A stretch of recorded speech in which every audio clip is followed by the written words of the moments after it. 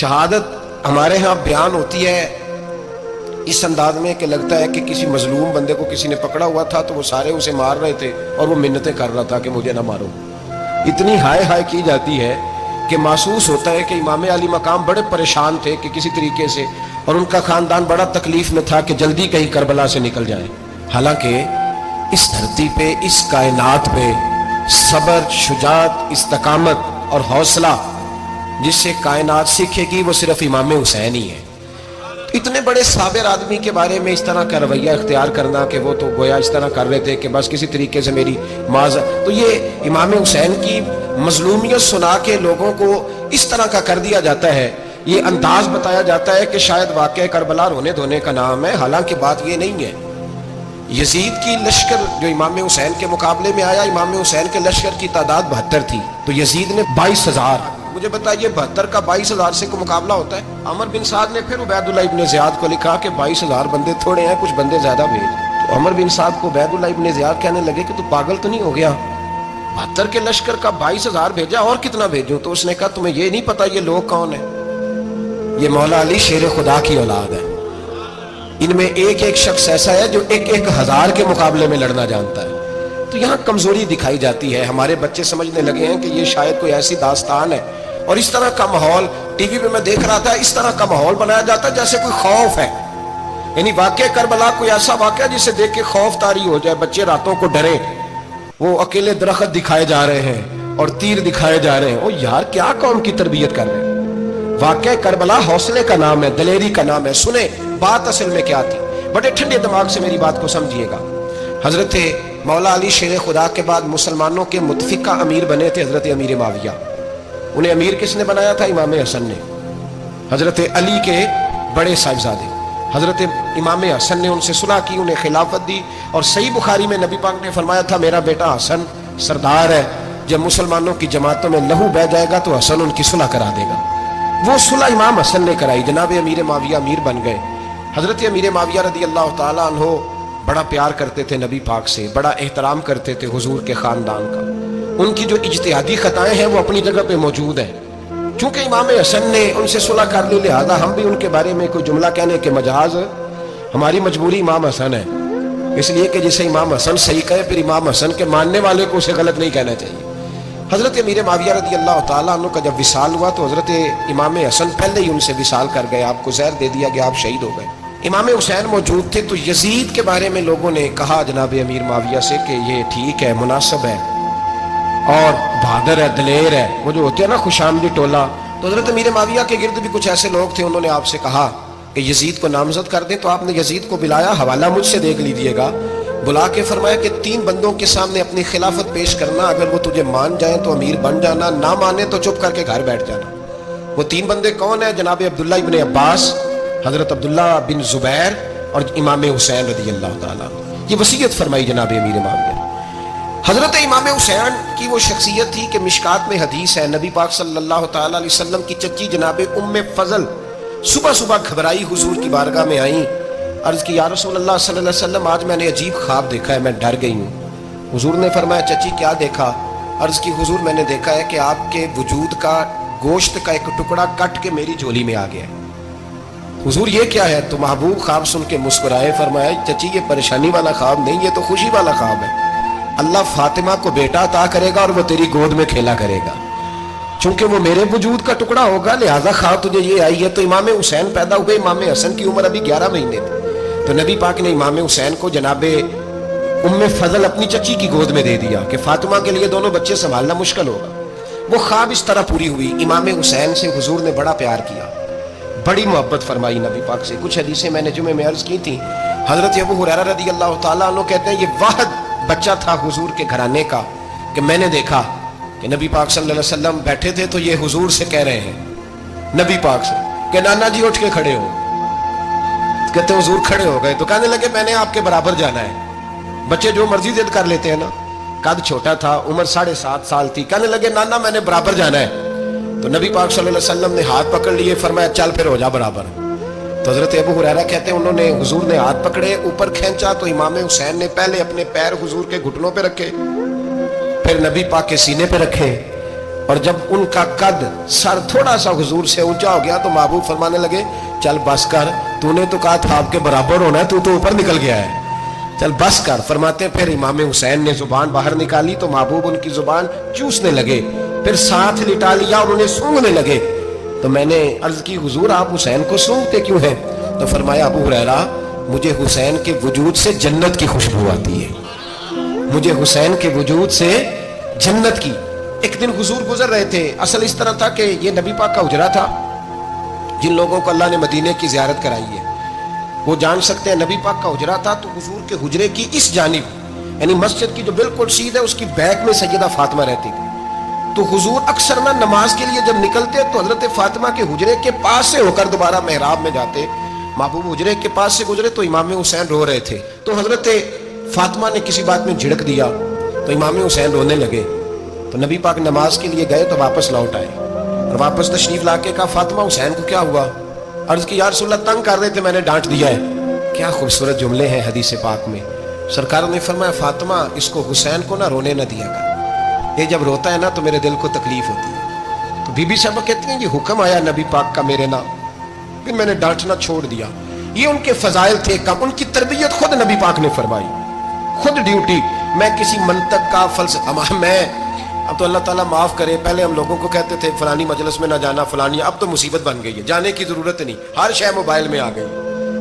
مجھے بھیجتے ہیں کہتے ہیں حضرت صاحب یہ ذرا سننا، یہ ذرا سننا، کل کراچی سے کچھ مہمان آ گئے اور بچوں نے وہ کلپ سنبھال کے یہ مولوی دیکھو کیا کہتا ہے۔ اب آیتیں پڑھی جا رہی ہیں قرآن پاک کی، اتنا ٹکڑا یہاں سے لیتے ہیں، اتنا ٹکڑا یہاں سے لیتے ہیں اور ملا کے پتہ نہیں کون سا مکسچر بنا رہے ہیں، کسی آیت کا ترجمہ نہیں، کوئی واضح حدیث نہیں، ایسے ہوا ہوگا پھر اس کو اس سے جوڑ لیں تو کیا بنتا ہے، اتنی جمع کر لیں۔ یہ کون سا دین ہے جو توڑ مروڑ کے بیان کر رہے ہیں؟ کون سا مذہب ہے؟ دین تو واضح کھلی کتاب ہے۔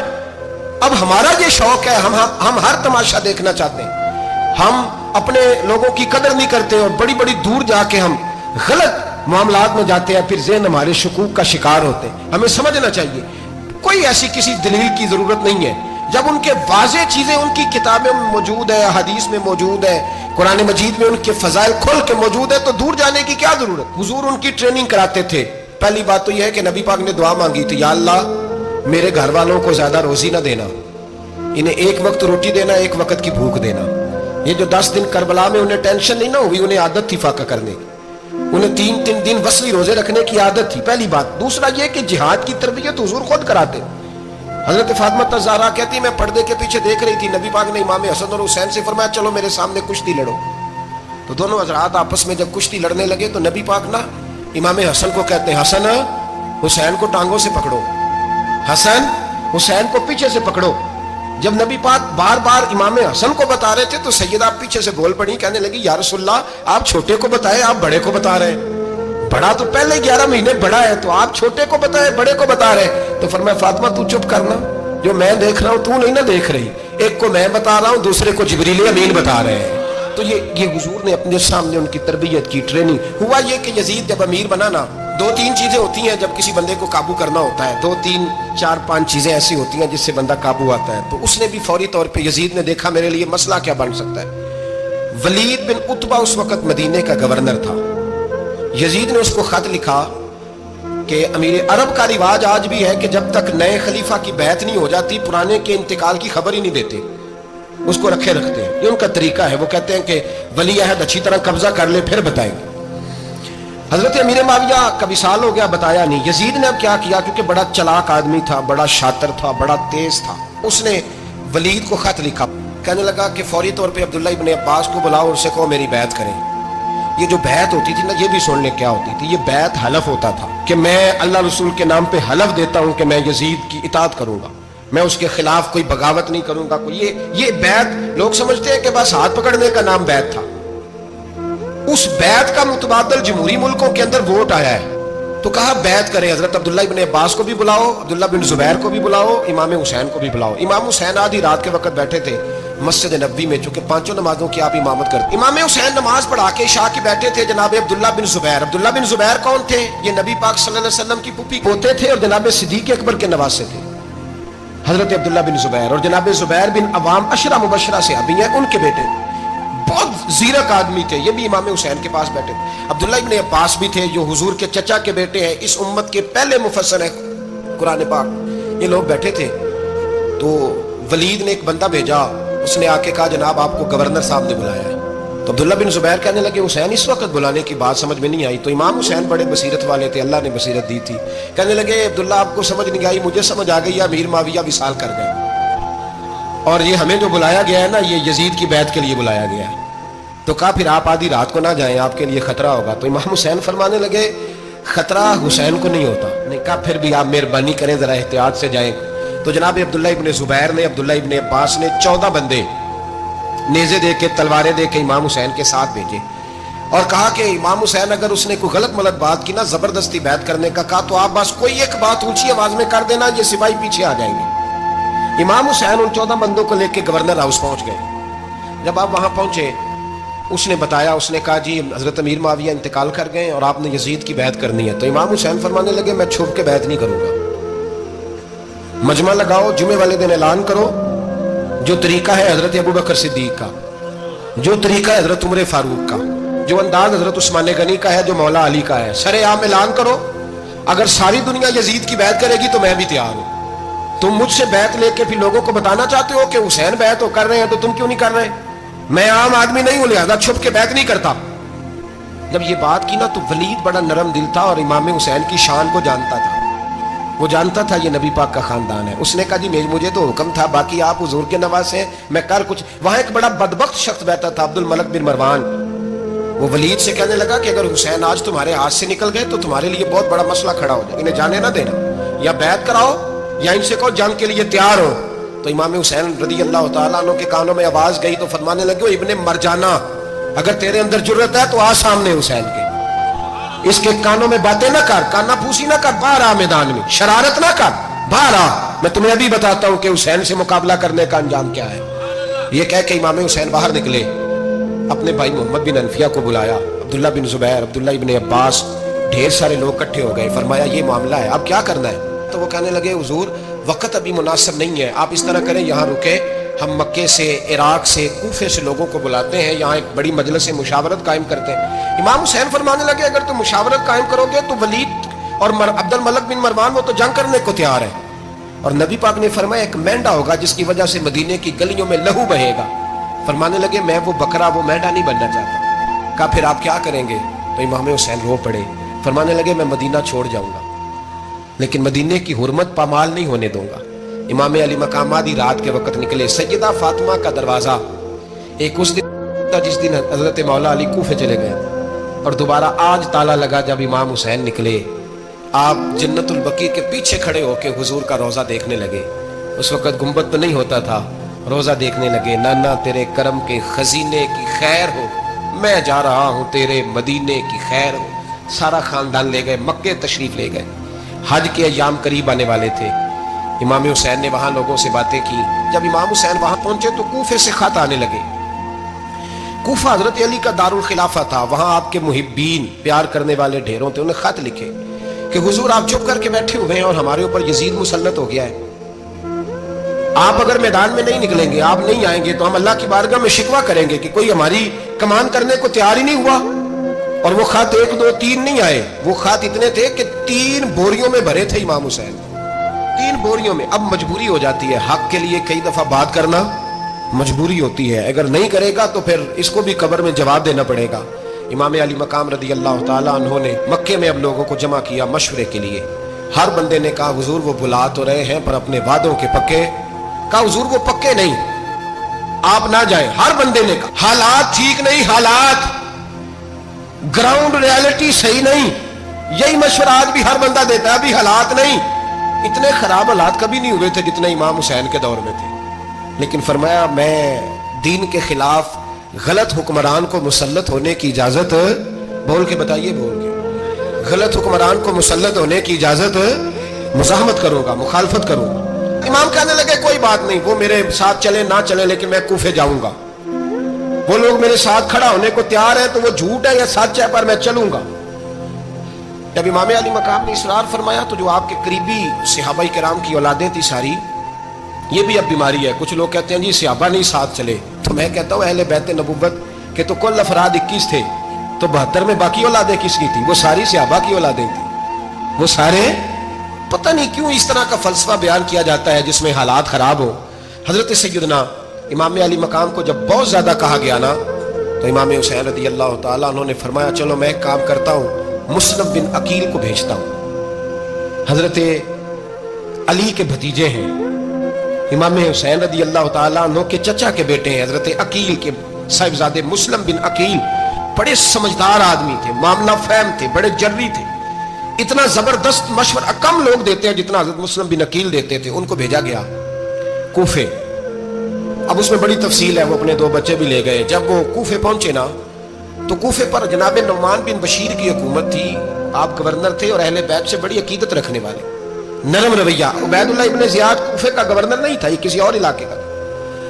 جب آپ وہاں پہنچے تو نعمان بن بشیر نے دیکھا کہ حضرت مسلم بن عقیل آئے ہیں تو لوگ دوڑے ان کی بیعت کرنے, بھاگے. اتنے لوگ جمع ہوئے کہ ایک دن میں 17,000 آدمی نے بیعت کر لی. کتنے بندے جی؟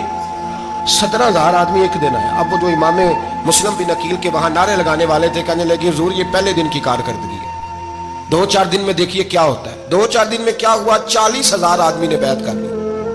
اب وہ 40,000 بندہ تیار ہو گیا.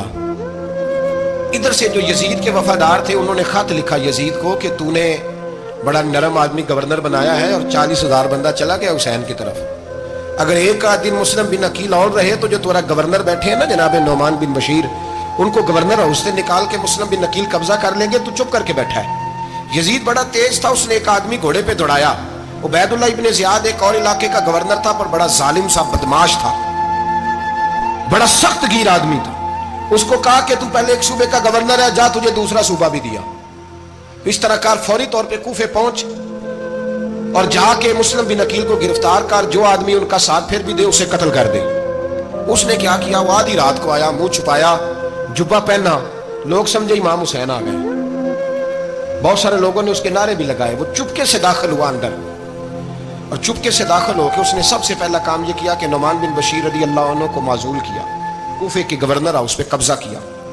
پھر اس نے اسی وقت سوئے ہوئے سرکردہ لوگ, جس طرح ایک گاؤں کا چودھری دوسرے کا محلے میں قبیلوں کے جو لوگ تھے چودھریوں کو بلایا, کچھ کو سزائیں دی, کچھ کو سخت کہا, کچھ کو ان کے عیب گنوائے کہ وہ تمہارا فلانا مسئلہ پھر خراب کر دوں گا, بلیک میل کیا. صبح ہونے تک حالات اگر تم نے میرے قابو میں نہ کیے تو یاد رکھنا بڑا مشکل ہوتا ہے حق پہ کھڑا ہونا. بڑی چیزیں لوگوں کو یاد آتی ہیں, اللہ جانتا ہے. پہلے کچھ ہوتا ہے, بعد میں معاملہ کچھ ہوتا ہے. حضرت مسلم بن عقیل کے ساتھ جس دن عبید اللہ ابن زیاد آیا 40,000 کا لشکر تھا. اگلے دن صبح ہوئی, اگلے دن تو یہ حال ہو گیا کہ آپ جب کوفے کی جامع مسجد میں زور کی نماز کے لیے گئے تو 5-7 ہزار آدمی نماز پڑھنے آیا. اور جب مغرب کا وقت آیا تو لوگوں نے چند ہزار لوگ رہ گئے, نماز کی نیت باندھی. توجہ کرنا میری بات پہ, ایک مسئلہ بھی سمجھ میں آئے گا.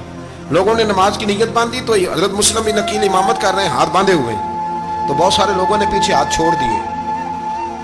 ایک بندے نے دوسرے سے پوچھا وہ ہاتھ کیوں نہیں باندھتے؟ کہنے لگے اگر عبید اللہ ابن زیاد کے کسی بندے نے دیکھ لیا نا تو ہم اسے کہیں گے ہم تو نماز پڑھ ہی نہیں رہے تھے, ویسے ہی کھڑے تھے, ہاتھ ہی نہیں باندھے سرے سے. جب نماز کی امامت باندھی تو 10-11 صفیں تھیں. جب مسلم بن عقیل رضی اللہ تعالیٰ نے سلام پھیرا تو پیچھے بندہ ہی کوئی نہیں تھا. حضرت مسلم بن عقیل کو گرفتار کیا گیا. عرب کا رواج تھا دشمن کو سخت سزا دیں تاکہ باعث عبرت بنے. بہت اونچا مینار تھا کوفے کا گورنر ہاؤس کا, اوپر لے جا کے جناب مسلم بن عقیل کو زمین پہ گرایا گیا. اور جب وہ شہید ہو گئے تو شہید ہونے سے ایک رات پہلے وہ خط لکھ چکے تھے امام حسین کو کہ آپ آ جائیں, حالات بڑے اچھے ہیں. خط ملا تو امام حسین مکے سے کوفے کی جانب چل پڑے. امام علی مقام رضی اللہ تعالیٰ عنہ جب چل پڑے تشریف لا رہے تھے تو رستے میں فرزق شاعر ملا, بڑا محب اہل بیت تھا. رستے میں ملاقات ہوئی. اللہ اکبر. حضرت مسلم بن عقیل جب گرایا شہید ہو گئے تو پھر اس نے اس طرح کیا کہ آپ کی لاش کو لٹکا دیا چوک میں. لوگ دیکھتے تھے تو عورتیں بچوں کہتی تھی تو نے باہر نہیں نکلنا, ہم نے نہیں امام حسین کے ساتھ چلنا, بس بس بڑا خوف ہے, کوئی بندہ نہ باہر نکلے, کوئی نہیں ضرورت ہمیں, حالات بہتر ہوگی تو دیکھی جائے. آج کتنے لوگ ہیں, کتنی دیگیں پکی, کتنی نیازیں بٹی, کیا کچھ ہوا. آپ ناراض نہ ہونا, میں آپ میں سے ہوں, آپ مجھ سے ہیں, یہ بات آپ کی نہیں میری سب کی ہے. آج بھی اگر امام حسین کے نام پہ جان دینے کی باری آئے گی تو دیگے ہی رہ جائیں گی. ناراض تو نہیں ہو گئے آپ لوگ؟ فٹافٹ مائیں کہیں گی باہر نہیں جانا، بالکل پتر سانو کی لگے، سارا دن کوئی ہمارے لیے. پیر صاحب تو کرتے رہتے ہیں باتیں، ان کا تو کام ہے. خبردار، ہم نے نہیں جانا. دیگے دینے کو سارے تیار ہیں، جانے دینے کو تیار ہونا. ناراض ہو گئے آپ لوگ؟ چلو کوئی نہیں، ہو جاؤ خیر صلی اللہ، بات تو ٹھیک کر رہا ہوں نا. حضرت امام حسین رضی اللہ تعالیٰ عنہ نے فرزق شاہ رستے میں ملا تو امام حسین کو کہنے لگا کہاں جا رہے ہیں؟ فرمایا میں کوفے جا رہا ہوں. کہنے لگا حضور نہ جائیے گا، لوگوں کے دل آپ کے ساتھ ہیں، تلواریں آپ کے ساتھ نہیں. سیدنا امام حسین رضی اللہ تعالیٰ عنہ کو آ کے کہا حضور وہ سارے کوفے والے مانتے ہیں کہ بات حسین کی ٹھیک ہے لیکن آپ کی سپورٹ نہیں کریں گے. اور اگلی بات فرزق نے یہ کی کہ حضور میں حضرت مسلم بن عقیل کی لاش کو لٹکی ہوئی دیکھ کے آیا ہوں کوفے کے چوک میں. بڑا ہی خوبصورت فکرہ ہے امام حسین کا. فرمانے لگے میرا بھائی لٹکا ہوا تھا، کہیں کسی کے آگے جھکا تو نہیں تھا؟ لٹکا ہی تھا نا، کہیں جھکا تو نہیں کسی کے آگے؟ کہا حضور نہیں. تو آپ فرمانے لگے اگر مسلم بن عقیل لٹک گیا تو حسین بھی لٹک جائے گا لیکن جھکے گا. حضرت امام حسین تشریف لائے، بچوں سمیت آئے. حور بن یزید ایک شخص تھا. حور بن یزید ایک مختصر سا لشکر لے کے اس نے امام حسین کو ایک جگہ پہ روکا، پھر دوسری جگہ پہ روکا، بالآخر تیسری جگہ پہ روکا. تو امام حسین نے فرمایا جگہ کون سی ہے؟ کہا حضور کرب و بلا. فرمایا بس یہی خیمے لگا دو، یہی. حضرت سیدہ زینب نے پوچھا امام حسین سے کہ سارے زمانے نے روکا ہے، ٹھیک ہے آپ حق پہ ہیں، یہ بھی سب نے کہا آپ حق پہ ہیں، پر روکا بھی سب نے، آپ روکے کیوں نہیں؟ تو ابن کثیر اور ابن اسیر لکھتے ہیں کہ امام حسین رو پڑے. کہنے لگے بہن میں رک جاتا پر میں نے رات کو نانا مصطفیٰ کو خواب میں دیکھا ہے. تو حضور نے فرمایا حسین اگر آج یہ رواج پڑ گیا نا یزید جیسے لوگوں کا تو قیامت تک پڑا رہے گا. پھر لوگ کہیں گے کوئی نکلا نہیں تھا تو ہمیں بھی نکلنا. پھر لوگ ظالموں کے سامنے گردنیں جھکانے کے عادی ہو جائیں. میں کہتا رہتا ہوں، کہہ رہا ہوں، کربلا کی جنگ کفر اسلام کی جنگ نہیں، کفر اسلام کی جنگ نہیں کربلا کی. کیونکہ یزید تو بڑا پکا نمازی تھا، خطبہ دیتا تھا. وہ تو جب امام حسین رضی اللہ تعالیٰ عنہ نے کربلا کے میدان میں جمعے کا دن تھا تو یزید کے سامنے کو بات کرنی شروع کی عمر بن سعد کے سامنے. تو عمر بن سعد کہنے لگا حسین زیادہ باتیں نہ کر، ہمارا جمعہ لیٹ ہو رہا ہے، جنگ کے لیے تیار ہو، فٹافٹ آ. اہل بیت نبوت کو قتل کریں گے اور قتل کے بعد پھر نماز پڑھیں گے اور پھر کہیں گے اللہم صلی علی محمد وعلی آل محمد. اسی نماز میں پھر درود بھی پڑھیں گے. یہ کیسا مرتبہ ہے، کیسا انداز ہے. دوستی قاتل سے بھی مقتول سے یارانہ میں. امام حسین نے کر. حر بن یزید امام حسین سے کہنے لگا مجھے حکم ہے آپ کو روکنے کا، آپ آگے نہیں جا سکتے. امام صاحب نے فرمایا وجہ زمین اللہ کی ہے. اس نے کہا آپ بیعت نہیں کر رہے، یزید کی حالات آپ کے حق میں درست نہیں ہیں، آپ نہیں جائیں گے. امام روک گئے. ظہر کی نماز کا وقت ہوا تو حضرت علی اکبر امام حسین کے بڑے صاحبزادے انہوں نے اذان ظہر پڑھی تو حور بن یزید کے لشکر نے امام حسین کے پیچھے نماز ادا کی. کہا بھئی تم مقابلے میں آئے ہو نماز پیچھے پڑھتے ہو؟ کہا حضور مقابلہ تو تلواروں سے کر رہے ہیں پر ہمارا دل تو مانتا ہے نا کہ مصطفیٰ کا نواسہ بڑی شان والا ہے. حر بن یزید نے 3 نمازیں لشکر سمیت امام حسین کے پیچھے پڑھی ہیں، 3 نمازیں، ظہر اثر اور مغرب. پھر امام حسین کے سامنے شرائط پیش کی کہ آپ کو یہاں گھیر لیا گیا ہے، یہاں آپ بیعت کریں گے، یہاں جنگ کریں گے، 2 ہی باتیں. امام حسین نے فرمایا نہیں بھائی بیعت تو میں نہیں کرتا، اس کے علاوہ تم جو کہتے ہو میں کرنے کو تیار ہوں. اس نے خط لکھا عبید اللہ ابن زیاد کو، ایک بندہ دوڑایا پیچھے کوفے، چند میل پہ کوفہ تھا. کہا وہ نہیں مان رہے، کیا کرنا ہے؟ تو حسین ابن علی ہے، میں زیادہ دیر انہیں روک بھی نہیں سکتا. انہوں نے پیغام دیا حر بن یزید کو کہ کرنا کچھ بھی نہیں، ان کا پانی بند کر دو، بلیک میل کرو، کھانا پانی نہیں ملے گا، چھوٹے چھوٹے بچے ہیں خود ہی مان جائیں گے. حضرت امام علی مقام کے بارے میں حر کے پاس جب یہ پیغام آیا تو حر کہنے لگا میری طبیعت نہیں مانتی حسین پر پانی بند کروں، دل نہیں مانتا. جب یہ لفظ کہے نا دوبارہ تو پھر عبید اللہ ابن زیاد نے عمر بن سعد کو 10,000 آدمی دے کے بھیجا. کہا حر بن یزید لچک دکھا رہا ہے حسین کے حق میں. ایک رے کا علاقہ تھا، بڑی وہاں فصل ہوتی تھی، لوگ کوشش کرتے تھے وہاں کا گورنر بننے کی، کوشش کرتے تھے. تو عبید اللہ ابن زیاد کہنے لگا تمہیں رے کی گورنری ملے گی، سب سے سرسبز و شاداب علاقہ، تمہیں وہاں کا گورنر بنایا جائے گا اگر حسین کے خلاف لڑو گے. یہ اتنی زبردست ہوتی ہیں گورنریاں کہ گورنریوں کے لیے لوگ نسل رسول کے خلاف بھی نکل آتے ہیں. یہ اتنی تگڑی ہوتی ہیں، اتنی جلدی وفاداریاں بدلتی ہیں. وقت اتنا نہیں کہ میں مزید تفصیل میں جاؤں. امام حسین کو روک لیا گیا، عمر بن سعد نے روک لیا. यकम मुहर्रम को इमाम आए, 7 मुहर्रम तक रोका गया, 7 मुहर्रम को पानी बंद कर दिया। जानवर पानी पीते थे, घोड़े पीते थे, कुत्ते पीते थे, लेकिन मुस्तफ़ा के घराने को पानी पीने की इजाज़त 3 दिन तक पानी बंद रहा। 9 मुहर्रम को अमर बिन साद ने और लोग बुलाए। शिमर एक बड़ा सख्त आदमी था, संग दिल बदबख्त, जिसने हजरत अली असगर के गले पर तीर मारा था, वो और लश्कर लेके आया। रात को कहने लगा इमाम हुसैन रज़ी अल्लाह ताला अन्हु से कि बस बड़ा हो गया, ये 9-10 मुहर्रम की दरमियानी रात, यहाँ आप जंग करेंगे या आप बैत करेंगे, 2 ही बातें। इमाम हुसैन अंदर गए, सैयदा ज़ैनब से मशवरा किया, बाहर आए, फरमाया बात वही है जो पहले दिन वाली है। इमाम हुसैन रज़ी अल्लाह ताला अन्हु ने फरमाया भाई बैत तो मैं नहीं करता, बाकी जो तुम्हारा प्रोग्राम है। शिमर और इब्ने साद कहने लगे फिर जंग के लिए तैयार हो जाएं। क्या अंदाज है इमाम हुसैन का। फरमाने लगे कल जंग करूंगा, मुझे पता तो है जंग का नतीजा क्या निकलना है, एक रात मुझे दे दो ताकि मैं खुल के अपने रब की इबादत तो कर लूं। हुसैन ने जाना है, मुझे पता है कल रिजल्ट 72 और 22,000 का क्या, एक रात मुझे दो, मैं मालिक से राज नियाज तो करूं। मैं गोया उससे पूछूं तो सही कि मालिक मेरे वालिद भी शहीद हैं, भाई भी शहीद हैं, नाना को भी दुखों में देखा है, तो अब मेरी बारी है, तो मालिक मैं हाजिर हूं, मुझे मौका तो दो, इसलिए कि मेरे नाना ने बदर में भी सारी रात इबादत की थी, सुबह मुझे मौका दो। और दुनिया का उसूल है जब कोई मौका मांगता है तो दिया जाता है। ये दोनों कहने लगे कोई मौका नहीं। हुर बिन यजीद पीछे से बोला, कहने लगा नहीं बदतमीजी ना करो, हुसैन को मौका दो, तुम्हें देना पड़ेगा। मौका दिया। हुर बिन यजीद ने फिर मिन्नत की, कहा हुजूर आप मेहरबानी करें मान जाएं। फरमाया मानने वाला खाता कोई नहीं, ये बड़ा मुश्किल काम है भाई। जमीर का सौदा अब तो आम हो गया, बाजार लगते हैं, रेट लगते हैं, अपनी अपनी चाहतों पे लोगों ने अपने अपने अंदाज सजाए हुए। कोई आदमी बस अच्छे तरीके से नाम ले ले तो बस हम उसके पीछे चल जाते। अब तो आम हो गया ये मामला। इमाम हुसैन ने फरमाया हो ही नहीं सकता, मुमकिन ही नहीं है। सारी रात इबादत में गुजरी, रियाजत में गुजरी। तहज्जुद का वक्त हुआ तो घर वालों को बुलाया, फरमाया देखना तुम्हारी सी की आवाज ना बाहर आए, खबरदार सी की आवाज ना आए।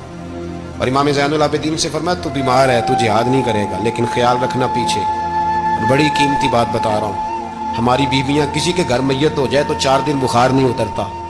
इमाम अली मकाम ने सैयदा ज़ैनब से फरमाया तू बड़ी है, मेरी बहन है, पीछे सारे बच्चे हैं, जवान हैं, इनके हौसले तेरी जिम्मेदारी है।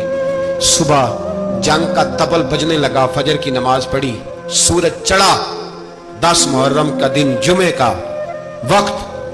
जनाब सैयदना इमाम हुसैन रज़ी अल्लाह ताला अन्हु ने रेत पर सजदे किए, लंबे सजदे, लंबी नमाज।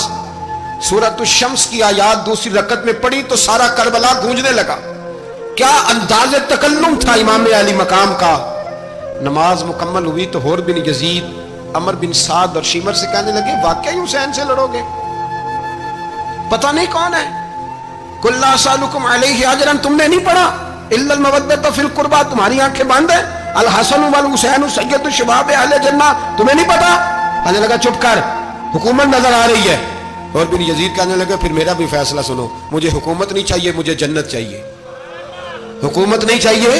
इमाम हुसैन की पहली फतह देखें, और बिन यजीद एड़ी लगा के ना यजीद के लश्कर से निकल के इमाम हुसैन के लश्कर में शामिल हो गए। और पहला शख्स जिसने इमाम हुसैन को रोका, इमाम हुसैन के नाम पर पहला सर भी इसी शख्स ने कटाया है। लेकिन यजीद की कब्र पे लानत भी कोई नहीं बरसाता, उसका महल था बहुत बड़ा। लेकिन जब लोग करबला में इमाम हुसैन को सलाम करने जाते हैं तो कदमों में हुर बिन यजीद का मजार भी बना हुआ है, उसको भी सलामी दी जाती है। और अब हम अकेला हुर बिन यजीद नहीं कहते, हम कहते हैं हुर बिन यजीद रज़ी अल्लाह ताला। अब हम इतनी ताजीम करते हैं उस हुर की। जनाबे इमाम हुसैन को मैदान में खड़ा किया गया, जिहाद का तबल बजा, पहले खुदाम आए। और सुन लो आज वो पता नहीं बाजारी से लोग चढ़ गए स्टेजों पे, बाजारी से, ना चेहरे पे दाढ़ी है ना सर पे कोई कपड़ा है, बाजारी लोग हैं, भाग रहे हैं, बाजू चढ़ाए हुए हैं, बटन खोले हुए हैं, तमाशा बना दिया। सुनने वालों का भी अल्लाह ही हाफिज है, वो स्टेज पे अहले बैत की शान बयान करता है, भाग के उधर जाता है, ये कोई तरीका है। सुनने वालों का भी अजीब अंदाज है, हर बंदे को सुनने बैठ जाते हैं। दीन मुहज्जब है, तहजीब वाला है, दलाइल रखता है, दीन वकार रखता है, ऐसे लोग अब दीन बयान करेंगे। हजरत सैयदना इमाम हुसैन रज़ी अल्लाह ताला अन्हु सुबह जब जिहाद का वक्त आया, पता है कौन कौन थे करबला में? इमाम हुसैन के साथ इमाम हुसैन के 4 भाई थे करबला में। कितने? बोल के बताए। हजरत अली के 4 बेटे, अब्बास बिन अली, जिनको हजरत अब्बास कहा जाता है ना, अलमदार, ये हजरत अली की दूसरी ज़ौजा में से अब्बास बिन अली भी थे और अबू बकर बिन अली भी थे, उमर बिन अली भी थे, उस्मान बिन, ये हजरत अली के बच्चों के नाम है। ये आपके शहजादे इमाम हुसैन के साथ शहीद हुए। इनका नाम सिर्फ इसलिए नहीं लिया जाता कि इनका नाम खुलाफाए सलासा के नाम पे, हजरत अली ने अपने यारों के नाम पे रखा है तो तुमने करबला के मैदान से खारिज कर दिया। ये तीनों शहजादे हजरत जनाब सैयदना इमाम हुसैन के साथ थे, ये भी शहीद हुए। हजरत जनाब ज़ैनब इमाम हुसैन की सगी बहन है, इनके दो बच्चे थे, औन और मोहम्मद। जब इमाम हुसैन मैदान में जाने लगे तो जनाब ज़ैनब बच्चों से कहने लगी, ना पहले भाई नहीं जाएगा, पहले भांजे जाएंगे। दो बच्चे शहीद हुए। हजरत कासिम बिन हसन इमाम हसन के बेटे थे, वो जब मैदान में जाने लगे तो इमाम हुसैन ने कहा, नहीं भाई तू नहीं जाएगा, तू मेरे भाई की निशानी है, मैं जाऊंगा। तो हजरत कासिम बिन हसन ने एक तावीज़ खोल के दिया कि अब्बा जी, मेरे वालिद ने कहा था जब बड़ी मुश्किल आ जाए तो तावीज़ खोल के देखना, तो आज बड़ी मुश्किल आई है तो मैंने तावीज़ खोला है, तो ये देखें क्या लिखा है, ये तो रुका है, तावीज़ है ही नहीं। जब खोल के देखा तो उस पर लिखा था, कासिम अगर हुसैन पे कोई कड़ा वक्त आ जाए तो बैठ के आगे आगे रहना, अगर कड़ा वक्त मेरे भाई पे कभी आ जाए ना, देखना इसके आगे आगे चलना, इसे हसन की कमी ना महसूस हो, भाइयां जिहा साख नहीं कोई जे विच खार ना होवे। सैयदना इमाम हुसैन पहली दफा करबला में उस वक्त रोए जब ये रुका, आपने देखा तो फरमाया, ठीक है अगर हसन की ये वसीयत है तो मैंने जिंदगी में अगर उनकी हर बात मानी है, अब भी मानूंगा, तुम्हें इजाजत है।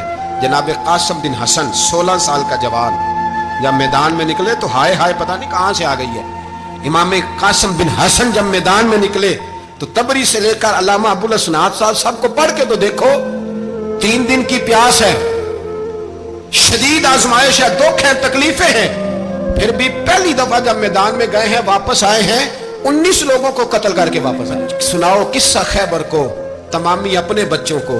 अली की दास्तां सुन के दिलों से डर निकलता है, अली की दास्तां सुन के दिलों से, ये जो बच्चे डर रहे हैं ना, वो चिमगादड़ आ गई, काकरोच आ गया, ये खौफ निकल जाएगा अगर हजरत कासिम बिन हसन की बात सुने। दर्जनों लोग आपने कत्ल किए। एक दफा आए, कहा चाचा यजीद का लश्कर तो बड़ा ही बुज़दिल है, अगर चंद कतरे पानी मेरे हलक से गुजरे तो मैं सारे काट के ले आऊंगा आपके पास, चंद कतरे। लेकिन थोड़ी देर गुजरी, अमर बिन साद कहने लगा, अकेले अकेले जाओगे तो अली का पोता है, ये सबको मार देगा, इकट्ठे जाओ। चारों जानब से तीर बरसे, एक तीर लगा आके गर्दन के पीछे, बस जनाब सैयदना कासिम बिन हसन घोड़े से नीचे गिरे। तो जनाब ज़ैनब हौसला करके आंसू समेट के कहने लगी, मैं देख रही हूँ पर्दे के पीछे से हुसैन, मेरे भाई का बेटा गिर गया है, जा उसे उठा के ला। हजरत इमाम हुसैन उनको उठा के लाए तो इमाम हुसैन ने सीने से लगाया हुआ था तो उनके पैर, उनका कद लगता था इमाम हुसैन से ज्यादा, उठा के लाया, लिटा दिया गया। इमाम हुसैन के अपने बड़े बेटे मैदान में निकलने को, अली अकबर नाम है, जब जिन लोगों ने हुजूर को नहीं देखा था, वो जब कहते ना हमने नबी पाक का दीदार नहीं किया तो बताओ किस तरह के थे, तो बताया जाता था कि जनाब अली अकबर का दीदार करो, हम शबीह मुस्तफ़ा। और जब वो गलियों में निकलते थे तो औरतें छतों पे चढ़ जाती। जनाब अली अकबर रदी अल्लाह ताला अन्हु तलवार लेकर मैदान में निकले, जवान बेटे देने बड़े मुश्किल। ओ यारो रट्टा क्या है ये तो बताओ, कि जालिम आदमी हुक्मरान है, यार ये रट्टा है, एक जालिम का रास्ता रोकना है, इस रट्टे के लिए हम शबीह मुस्तफ़ा जनाब सैयदना इमाम अली अकबर मैदान में निकले, बड़े लोग मारे, बड़े, फिर एक तीर उनके भी गले में लगा, और जब वो गिरे ना जमीन पे तो हजरत इमाम हुसैन दौड़ के आए, दौड़ के, और जब तशरीफ लाए तो उनके गले से तीर खींचा तो एक जुमला लिखा है साहिब तबरी ने, उसने हद कर दी। कहने लगे तीर खींचा तो इमाम हुसैन की आंखों में आंसू आए, कहने लगे काश जनाब इब्राहिम आज मेरे सामने होते तो मैं उन्हें कहता कि आपने तो बेटा ज़िबा करते वक्त आंखों पे पट्टी बांधी थी, देखो मैं खुली आंखों से बच्चे ज़िबा कर रहा हूं, खुली आंखों। काश जनाब इब्राहिम खलील होते तो उन्हें कहता। जनाब अली अकबर भी शहीद हुए। हजरत अली असगर को तो अचानक उठाया था इमाम हुसैन, बाहर निकले तो गर्दन पे तीर लगा तो 6 महीने का बच्चा वो भी शहीद हुआ, खून उछाला आसमान की तरफ, तो का मौला देख ले मैंने 6 महीने वाला भी नहीं बचाया, वो भी दे दिया है। फिर हजरत अब्बास को बेटियों ने कहा कि अब ना, कुछ कहते हैं पहले शहीद हुए, कुछ ने लिखा बाद में, अब हमसे پانی کے بغیر نہیں رہا جاتا، تو جناب عباس پانی کا مشکیزہ لے کے نکلے باہر، ایک ہاتھ کٹا، دوسرے پہ مشکیزہ وہ بھی کٹا، پھر پانی تو بھر لیا تھا لا نہ سکے، پھر گردن کٹی تو شہید ہوئے۔ بچوں کی بھی شہادت ہوئی، پر جب ان کا لاشا اٹھایا تو امام حسین کہنے لگے مولا اب نہ حسین کی کمر کمزور ہو گئی ہے، اب کمزور ہو، اور بھائی ایک میت ہو جائے تو 4-5 دن تو پوری آنکھیں نہیں کھلتی، کیسا جری خاندان ہے۔ تھوڑی دیر گزری تو امام علی مقام نے پٹکا باندھا، سر پہ دستار باندھی، مولا علی کی تلوار پکڑی، نبی پاک کا امامہ باندھا اور گھوڑے پہ سوار ہوئے تو کہنے لگے زینب گھر تیرے حوالے اور میں اللہ کے حوالے، گھر تیرے حوالے اور میں، اور پھر امام حسین نکلے، امام علی مقام نکلے۔ راوی کہتے ہیں کہ یہ جلوہ پہلے بھی بڑے سونے تھے، پر آج جو رنگ دیکھا وہ کبھی نہیں دیکھا۔ کیا انداز تھا، جدھر جاتے نعرہ لگاتے تو ہاتھ ہو جاتے۔ اتنے لوگ امام حسین نے کاٹے، اتنے کاٹے، پھر واپس پلٹ کے آئے اور کہنے لگے زینب ذرا پردے کے پیچھے سے دیکھ تو صحیح میری بہن، ان بزدلوں کو جرت ہی نہیں ہو رہی حسین کے مقابلے میں آنے، ایک دوسرے کو دھکا دیتے، تو جا تو جا، پھر اکٹھے وار ہوئے۔ یہ کون ہے کٹا ہوا، لباس ہے پھٹا ہوا، یہ بال یقین حسین ہے، نبی کا نور عین ہے۔ پھر چاروں جانب سے تیر برسے تو امام علی مقام چونکہ نماز کا وقت ہو گیا تھا، اترے گھوڑے سے، خون بہ رہا تھا، گرم ترین ریت سے تیمم کیا، سر سجدے میں رکھا، اور جب شیمر آپ کی گردن کاٹنے لگا تو کہنے لگے ٹھہر جا ذرا رب سے ایک بات کر لینے دے، اور پھر بولے امام حسین، کہنے لگے مالک تو اب بتا کہ حسین سے راضی ہے کہ ناراض ہے، تو بتا۔ تو پھر ایک آواز آئی، یا ایتھا النفس مطمئنہ ارجعی الی ربک راضیۃ مرضیہ، فرمایا نفس مطمئنہ واپس آ جا، تو اللہ سے راضی ہے، اللہ تجھ سے راضی ہے۔ امام حسین وہاں شہید ہو گئے۔ اب یہ قافلہ امام حسین کا سر کاٹ، ذرا دیکھنا غور کرنا، سر کاٹ کے نیزے پہ رکھا ہے، جسم کربلا میں پڑا ہے، عورتوں کو گھوڑوں پہ بٹھا کے لے جایا گیا یزید کے دربار میں۔ یزید پہلے عبید اللہ ابن زیاد نے بدتمیزی کی، پھر یزید نے کی۔ سعودی عرب کا ایک مولوی بول رہا تھا، سعودی عرب کا، ان سے بھی بڑا عشق ہے، جس نے تقریر سننی ہو میرے پاس ہے۔ ہمیں لوگ مشورے دیتے ہیں کہ جو یزید کو اچھا کہے اور حسین کو باغی کہے اس کو ہم امام مان لیں، اس بے شرم بے حیا کو جو نبی پاک کے گھرانے کے بارے میں بکے اسے امام۔ سعودی عرب میں مسجد نبی میں درس دینے والا جس نے تقریر سننی ہو میرے پاس ہے، وہ کہتا ہے یزید تو بڑا اچھا آدمی تھا، اس نے تو بڑی خدمت کی، تو میں نے اسے کہا رشتہ داری کر لیا یزید کے ساتھ، قریب ہو جا۔ شرم نہیں آتی؟ آج بھی نبی پاک کا دل دکھاتے ہو، حیا نہیں آتی، خیال نہیں آتا؟ اور لوگ گھر میں بیٹھ کے باتیں کرتے ہیں، کہتے ہیں جی جو بیت اللہ میں ہو وہ بھی برا ہو سکتا ہے۔ بیت اللہ میں تو 360 بت بھی تھے، وہ اچھے تھے۔ مدینے میں تو 360 منافق بھی رہے، پوری سورہ منافقون نازل ہوئی، وہ اچھے تھے۔ عجیب تماشا بنا دیا لوگوں نے مذہب کا۔ وہ آج بک رہا ہے، آج میرے پاس ویڈیو آئی ہے، کہتا ہے یزید نے تو بڑی خدمت، تو عبید اللہ ابن زیاد نے قتل کیا۔ بے شرمو، اگر عبید اللہ ابن زیاد نے بھی قتل کیا تھا تو حکومت کس کی تھی؟ بولیں، بول کے بتائیں۔ تو پھر یزید نے عبید اللہ ابن زیاد کو سزا کیوں نہیں دی، بلکہ ایک جگہ 2 گورنریاں دی اس کو؟ یہ حال کیا۔ بلکہ سنو جو حدیث پاک میں آتا ہے وہ یہ ہے کہ یزید چھڑیاں مار رہا تھا، چھڑیاں امام حسین کے لبوں پہ، تو نعمان بن بشیر صحابی تھے، بول پڑے، کہنے لگے او یزید بدبخت، ہاتھ پیچھے اٹھا، مجھے اللہ کی عزت کی قسم میں نے سینکڑوں بار نبی پاک کو ان ہونٹوں کو چومتے دیکھا ہے۔ حضرت جناب زینب عورتوں کے مجمع میں پیچھے ہو کے بیٹھی ہیں، یزید کے پاس جب پہنچا لشکر تو یزید کہنے لگا دیکھو اللہ نے مجھے عزت دی اور میرے مخالفوں کا کیا حال ہوا۔ تو بی بی زینب بول پڑی، اتنے صدمے سہے پر آواز توانا ہے، جاندار ہے۔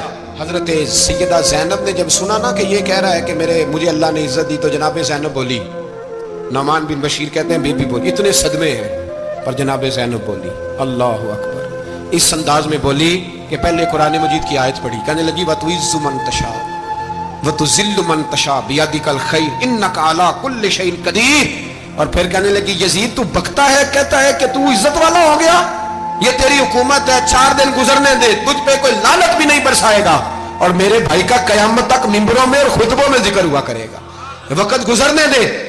جب جناب بی بی زینب بول رہی تھی تو حضور کے نابینا صحابی پاس بیٹھے تھے، جناب نعمان بن بشیر کا ہاتھ ہلایا، ہلا کے کہنے لگے کیا علی آ گئے؟ تو علی کی آواز لگتی ہے، جبریل امی بول رہے ہوں جیسے، حکمت کے گوہر رول رہے ہوں جیسے، دربار دمشق میں بی بی زینب کا خطاب، منبر پہ علی بول رہے ہوں جیسے۔ میرے بھائی بس کربلا والا قافلہ تو مدینے پہنچ گیا. 3 سال یزید نے حکومت کی, شرابیں عام ہو گئی. مکے پہ حملہ ہوا, خانہ کعبہ کا غلاف جلا. مدینے پہ اس نے حملہ کیا. 3 دن مسجد نبوی میں اس نے گھوڑے باندھے. مسجد نبوی میں صحابہ کو نکال کے اپنا اس نے امام مقرر کیا, لیکن پھر امت نے اسے قبول نہ کیا. پھر وہ رسوا ہوا اور آج تک وہ رسوا ہے. لیکن امام حسین کا نام کل بھی زندہ تھا اور آج بھی